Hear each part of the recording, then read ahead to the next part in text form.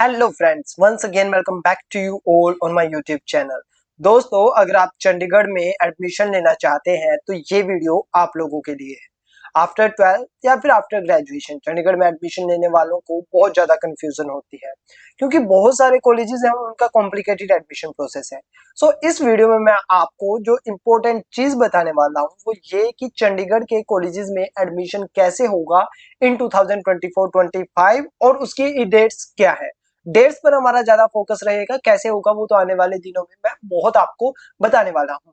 तो दोस्तों, अगर आप चंडीगढ़ के कॉलेजेस में एडमिशन लेना चाहते हो तो आपको डिस्क्रिप्शन बॉक्स में मैंने व्हाट्सएप नंबर दिया हुआ है oneform.org का, तो आप उनको भी कॉन्टेक्ट कर सकते हैं फॉर योर एडमिशन इंक्वायरीज।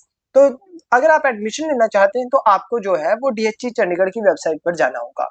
ये वही वेबसाइट है जो कई सालों से चंडीगढ़ के कॉलेजेस की एडमिशन करवाती है, क्योंकि बहुत सारे कॉलेजेस हैं तो सबके लिए एक कॉमन प्लेटफॉर्म की जरूरत थी।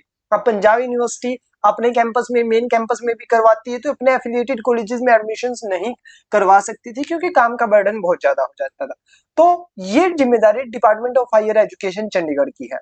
अब डिपार्टमेंट ऑफ हायर एजुकेशन की जो वेबसाइट अभी आपको स्क्रीन पर दिख रही है, इस पर आपने फॉर्म भरने हैं, इसी पर आपका नोटिफिकेशन आता है, इसी के थ्रू आपने फी पेमेंट करनी है। सब कुछ आपका यहीं पर होता है और आप लोगों को जो है वो इसी वेबसाइट पर सब कुछ करना है। A to Z आपकी कॉलेज एडमिशन इसी वेबसाइट पर होती है।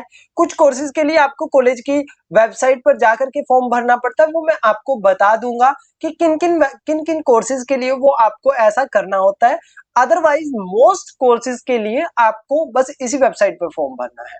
अब फॉर्म भरना है, ये तो एडमिशन प्रोसेस हो गया, बट कब फॉर्म भरना है और उसकी डेट्स क्या है उसके बारे में बात कर लेते हैं। तो डेट्स दोस्तों देखो, आपका जो कॉलेजेस है चंडीगढ़ के उनमें मोस्टली कोर्सेज में मेरिट बेस पर एडमिशन होता है, ठीक है। अब मेरिट बेस पर एडमिशन होता है तो आपको जो है मेरिट किसके बेस पर बनेगी, आपकी लोअर एग्जामिनेशन के बेस पर, यानी कि आपके ग्रेजुएशन और ट्वेल्थ के बेस पर। तो अभी आपका 12th का रिजल्ट नहीं आया है, तो आपका 12th के रिजल्ट के बाद आपकी एडमिशन प्रोसेस स्टार्ट हो जाएगी। अब मैं आपको लास्ट ईयर की डेट्स दिखाता हूँ। लास्ट ईयर की ये डेट्स देखिए।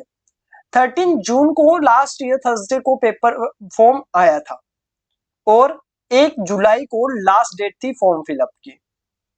उसके बाद एडमिशन प्रोसेस स्टार्ट हुआ था। अब यहाँ पर 22 जुलाई को जो है वो काउंसलिंग स्टार्ट हुई, यानी कि 1 जुलाई को आपने लास्ट फॉर्म भरा, 12 जुलाई को आपकी फर्स्ट काउंसलिंग हुई है, यानी कि 12 जुलाई को आपकी एडमिशन हुई है। उसके जस्ट बाद 13 या 14 जुलाई से जो कॉलेजेस है वो स्टार्ट हो गए थे। तो इस साल भी क्या ये 13 जून से ही एडमिशन स्टार्ट होंगी।